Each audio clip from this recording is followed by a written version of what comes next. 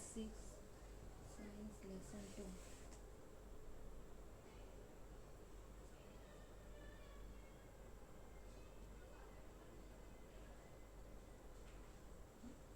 वस्तुओं के समूह बनाना। हमारे चारों ओर की वस्तुएं, हमारे पर्यावरण में हमारे चारों ओर विभिन्न प्रकार की वस्तुएं हैं। न केवल भोजन और कपड़े, बल्कि कुर्सियाँ, खाना पकाने के बर्तन, किताबें आदि भी। इन सभी वस्तुओं के अलग अलग आकार, रंग और उपयोग होते हैं। इन सभी वस्तुओं को उनके आकार के अनुसार समूहीकृत किया जा सकता है, जैसे गोल वस्तुएं या वस्तुओं को बनाने में प्रयुक्त सामग्री जैसे प्लास्टिक उत्पाद इत्यादि। ऐसे कई तरीके हैं जिनमें सामग्रियों को समूहीकृत किया जा सकता है। वस्तुओं को समूहित करने से यह देखा जाता है कि वस्तुएं एक ही पदार्थ से बनाई जा सकती हैं या कई पदार्थ से बनाई जा सकती हैं। पदार्थों के गुण। किसी वस्तु को बनाने के लिए पदार्थ का चयन उस पदार्थ के गुणों और उस प्रयोजन पर आधारित होता है जिसके लिए वस्तु का उपयोग किया जाना। पदार्थों के कुछ महत्वपूर्ण गुण। दिखावट। पदार्थ आमतौर पर दिखने में भिन्न होते हैं। लकड़ी और लोहे का स्वरूप बहुत भिन्न होता है। लोहे का स्वरूप तांबे या एल्युमिनियम से भिन्न होता है। धातुओं को काटने, पॉलिश करने पर उनमें चमक आ जाती है। धातुओं में लोहा, तांबा, एल्युमिनियम और सोना शामिल है। धातुओं पर वायु और नमी की अभिक्रिया के कारण वे अक्सर अपनी चमक खो देते हैं। धातुहीन दिखाई देने लगते हैं। कठोरता। कुछ पदार्थों को हाथ से संपीड़ित करना मुश्किल हो सकता है, जबकि अन्य को आसानी से संपीड़ित किया जा सकता है।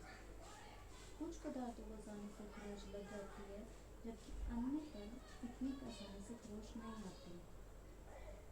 नरम पदार्थ वे होते हैं जिन्हें आसानी से संपीड़ित किया या खरोंचा जा सकता है। उदाहरण के लिए जैसे कपास मुलायम होती है, जबकि कठोर पदार्थ वे होते हैं जिन्हें संपीड़ित करना कठिन होता है। उदाहरण के लिए लोहा कठोर होता है।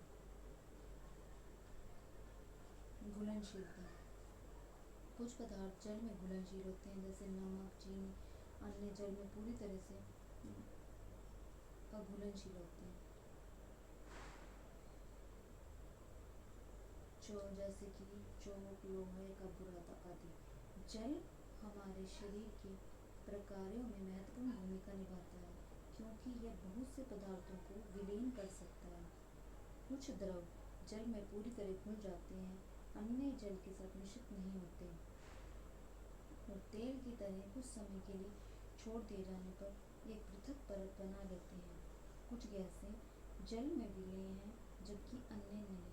जल में आमतौर पर विभिन्न गैसें थोड़ी मात्रा में विलीन होती हैं।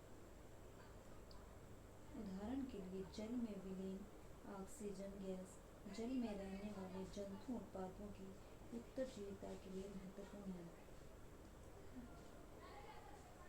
उपप्लावता। तालाब की सतह पर गिरी हुई सूखी पत्तियां जैसी वस्तुएं नहीं डूबती हैं, जबकि उसी तालाब में फेंका गया पत्थर डूब जाता है। पारदर्शिता। पारदर्शी पदार्थ या सामग्री वे हैं जो वस्तुओं को उनके माध्यम से देखने की अनुमति देती हैं। पारदर्शी सामग्रियों में कांच, जल, वायु और कुछ प्लास्टिक शामिल है। अपारदर्शी। कुछ पदार्थ ऐसे होते हैं जिनकी आर पार नहीं देख सकते, उन्हें अपारदर्शी के रूप में जाना जाता है। अपारदर्शी सामग्रियों में लकड़ी, गत्ता और धातु शामिल हैं। पारभासी वे पदार्थ जिनके माध्यम से वस्तुओं को देखा जा सकता है, लेकिन स्पष्ट रूप से नहीं, पारभासी कहलाते हैं। किसी पदार्थ के संबंध में निम्नलिखित कथनों पर विचार कीजिए। जिन पदार्थों में चमक होती है वे आमतौर पर धातुएं होती हैं। सही। सामग्रियों की घुलनशीलता के संबंध में विचार करें। सभी पदार्थ जल में पूरी तरह घुल जाते हैं। गलत। सभी गैसें पानी में घुलनशील हैं।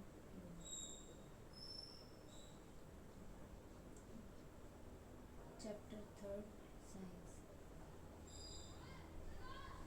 पदार्थों का पृथक्करण। रोजमर्रा के कार्यों में ऐसे कई उदाहरण आते हैं जब किसी पदार्थ को मिश्रण से पृथक किया जा रहा है। उदाहरण के लिए चाय बनाते समय चाय की पत्तियों को छलनी द्वारा द्रव पदार्थ से पृथक कर लिया जाता है। अनाज को पौधों की डंडियों से पृथक करने के लिए उसकी थ्रेशिंग की जाती है। मक्खन को पृथक करने के लिए दूध या दही को मथा जाता है। बीजों को रेशों से अलग करने के लिए कपास को ओटते हैं। हम पदार्थों को अलग क्यों करते हैं? चावल से पत्थर पृथक करना। इसका उद्देश्य दो भिन्न परंतु उपयोगी पदार्थों को पृथक करना। पृथक्करण की प्रक्रिया हम ठोस अवयवों को फेंक देते हैं। मक्खन प्राप्त करने के लिए दूध का मंथन। अनुपयोगी अवयवों को दूर करना। उद्देश्य प्रक्रिया हम अशुद्धियों को फेंक देते हैं। चाय की पत्तियां पृथक करना। उद्देश्य अशुद्धियां या हानिकारक अवयवों को दूर करना। प्रक्रिया हम दोनों अवयवों का उपयोग करते हैं। पदार्थों के पृथक्करण के कारण इससे यह अनुमान लगाया जा सकता है कि किसी भी पदार्थ का उपयोग करने से पहले मिश्रण से अनुपयोगी या हानिकारक पदार्थों का पृथक कर दिया जाता है। कभी कभी जो पदार्थ उपयोगी होते हैं उन्हें भी पृथक किया जाता है, जिनका बाद में अलग से उपयोग किया जा सकता है। पृथक किए जाने वाले पदार्थ के कणों में अमाप अथवा द्रव विभिन्न हो सकते हैं। ये पदार्थ की तीन अवस्थाओं में से कोई भी हो सकती है: ठोस, द्रव, गैस। पृथक्करण की विधियाँ हस्तचयन, थ्रेशिंग, निष्पादन, चालन, अवसादन, निस्तारण, निस्पंदन।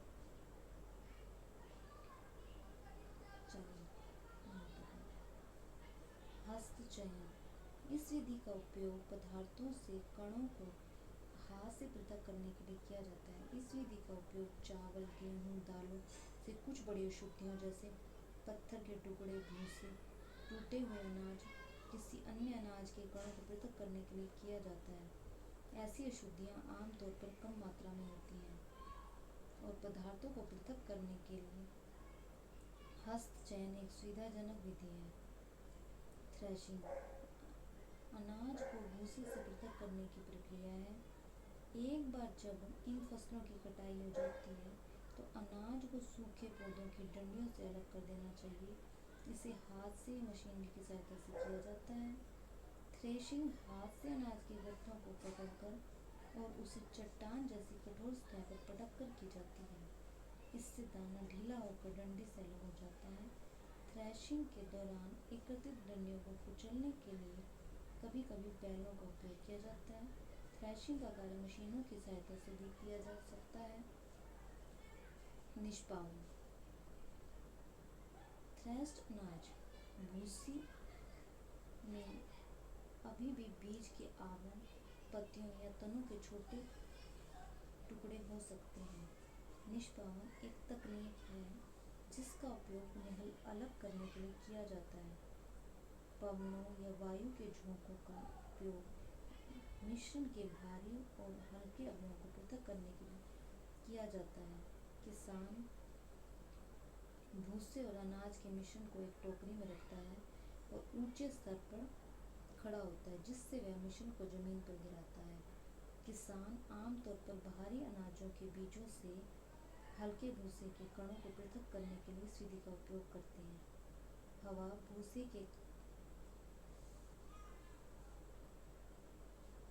के कणों को दूर ले जाती है और अनाज के बीज पृथक हो जाते हैं और निष्पादन प्लेटफॉर्म के निकट एक ढेर बना लेते हैं। अलग की गई भूसे और पशुओं के चारे के रूप में खिलाया जाता है। चालन। चालन से आटे के छोटे कण चालनी के छिद्रों से निकल जाते हैं, जबकि बड़ी अशुद्धियां चालनी पर रह जाती हैं।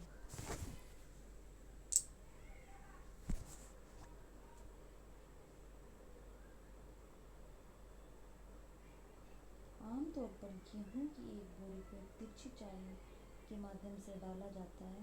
चालन द्वारा पत्थर, डंडियां और भूसा जो निष्पादन तथा थ्रेशिंग के बाद गेहूं में रह जाते हैं उनको दूर किया जाता है। इसी प्रकार चालन की विधि से रेत से कंकड़ पत्थर अलग किए जाते हैं। अवसादन निस्तारण निस्पंदन। अवसादन क्या होता है? जब किसी मिश्रण में जल मिलाने के बाद उसका भारी घटक बैठ जाता है तो इस प्रक्रम को अवसादन कहा जाता है। निस्तारण, जब जल धूल के साथ उड़ेल दिया जाता है, इस प्रक्रिया को निस्तारण कहा जाता है। यही सिद्धांत अवसादन और निस्तारण दो ऐसे द्रवों के मिश्रण को अलग करने के उपयोग में लाया जाता है जो आपस में मिश्रित नहीं होते। उदाहरण के लिए मिश्रण से तेल और पानी को अलग कर सकते हैं। जब ऐसे द्रव को मिलाया जाता है और कुछ देर के लिए रखा जाता है तो वे दो पृथक पृथक परतों में अलग हो जाते हैं। उसके बाद निस्तारण का उपयोग उस अवयव को पृथक करने के लिए किया जा सकता है जो ऊपरी परत बनाता है। निस्पंदन, फिल्टर पत्र या छन्नी का उपयोग करके किसी घोल में अमिश्रणीय इकाइयों को हटाने की प्रक्रिया है। उदाहरण के लिए चाय बनाते समय चाय की पत्तियों को छन्नी से हटा दिया जाता है। फिल्टर पत्र एक ऐसा फिल्टर है जिसमें अत्यंत सूक्ष्म छिद्र होते हैं। निस्पंदन के अन्य उदाहरण, पीने से पहले अधिकांश फलों और सब्जियों के रस को बीज और ठोस गूदे के कणों को हटाने के लिए फिल्टर किया जाता है। हमारे घरों में पनीर बनाने में भी निस्पंदन विधि का उपयोग किया जाता है। पनीर को बारीक कपड़े या छन्नी से छानकर मिश्रण से पृथक कर लिया जाता है। वाष्पन, वाष्पन वह प्रक्रिया है जिसके द्वारा जल वाष्प में परिवर्तित हो जाता है। जहाँ भी जल होता है वाष्पन की प्रक्रिया निरंतर होती रहती है। लवण के शोधन की प्रक्रिया, समुद्री जल में अनेक लवण मौजूद होते हैं। इन्हीं लवणों में से एक लवण साधारण नमक है। जब समुद्री जल को उथले गड्ढों में भरकर जोड़ दिया जाता है तो यह सूर्य के प्रकाश से गर्म होता है और धीरे धीरे वाष्पन द्वारा जल वाष्प में बदल जाता है। कुछ ही दिनों में जल पूरी तरह से वाष्पित हो जाता है और ठोस लवण रह जाते हैं। तत्पश्चात इन लवणों के मिश्रण को शोधन करके साधारण नमक प्राप्त होता है। संघनन, जल वाष्प से उसके द्रव अवस्था में परिवर्तित होने की प्रक्रिया है। जल में पदार्थ का घुलना, कोई पदार्थ जल में घुलकर विलयन बनाते हैं। ये पदार्थ जल में घुलनशील होते हैं। उदाहरण के लिए यदि एक चम्मच नमक एक कप जल में घुल जाता है तो वह असंतृप्त विलयन है, जबकि कुछ चम्मच नमक डालने के बाद कुछ नमक अघुलनशील रहता है और बीकर के तले में बैठ जाता है, तो यह इंगित करता है कि जल में और अधिक नमक नहीं घुल सकता। विलयन को अब संतृप्त माना जाता है। पदार्थों को पृथक करने के लिए प्रयुक्त तकनीक के संदर्भ में कथनों पर विचार करें। वाष्पन का उपयोग किसी द्रव में घुले ठोस को पृथक करने के लिए किया जाता है। ट्रू।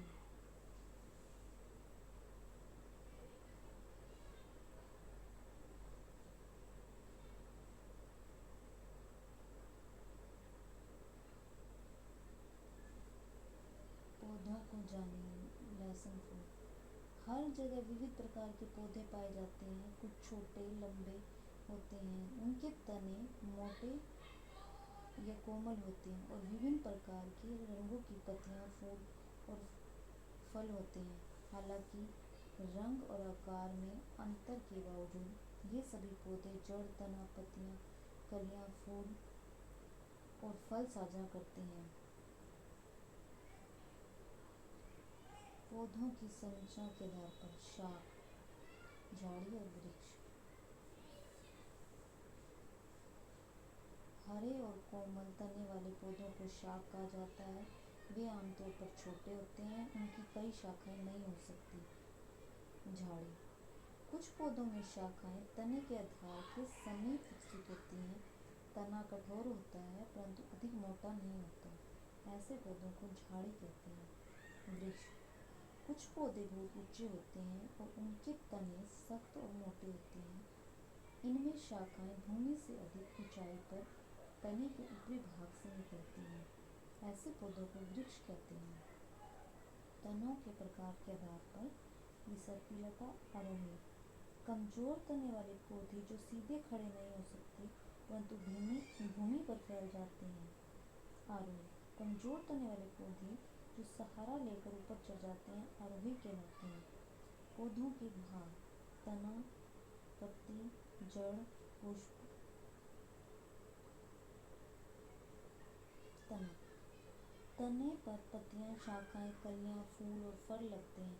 तना जल को ऊपर की ओर जाने में मदद करता है। जल और खनिज पत्तियां तने से जुड़े अन्य पौधों के हिस्सों में जाते हैं। पत्ती। पत्ती का वह भाग जिससे वह तने से जुड़ा होता है पर्णवृत्त कहलाता है। पत्ती के चौड़े हरे भाग को फलक कहा जाता है। शिराएं वे रेखाएं हैं जो पत्ती से होकर गुजरती हैं। मध्य शिरा पत्ती में दिखाई देने वाली केंद्रीय मुख्य रेखा है। शिरा विन्यास। इससे तात्पर्य पत्ती पर शिराओं द्वारा निर्मित डिजाइन से है। शिराएं दो प्रकार की होती हैं: जालीदार शिरा विन्यास, मध्य शिरा के दोनों और शिराओं द्वारा निर्मित एक जाल जैसा प्रतिरूप होता है। उदाहरण: आम का पत्ता। समांतर शिरा विन्यास। इस प्रकार के शिरा विन्यास में शिराएं एक दूसरे के समांतर होती हैं। उदाहरण: घास की पत्ती। पत्तियां एक पौधे में दो महत्वपूर्ण कार्य करती हैं: वाष्पोत्सर्जन, प्रकाश संश्लेषण। वाष्पोत्सर्जन यह वह प्रक्रिया है जिसके द्वारा पत्तियां वाष्पीकरण के माध्यम से जल की बूंदों के रूप में जल उत्सर्जित करती हैं। इससे पौधों का जल संतुलन स्थिर रहता है जिससे वह जीवित रह पाता है। इस प्रक्रिया को एक पत्ते के चारों ओर पॉलीथिन की थैली बांधकर देखा जा सकता है और कुछ घंटों के बाद जल की बूंदें देखी जा सकती हैं। प्रकाश संश्लेषण सूर्य के प्रकाश, कार्बन डाइऑक्साइड, जल की उपस्थिति में पत्तियों में हरा वर्णक क्लोरोफिल पौधे के लिए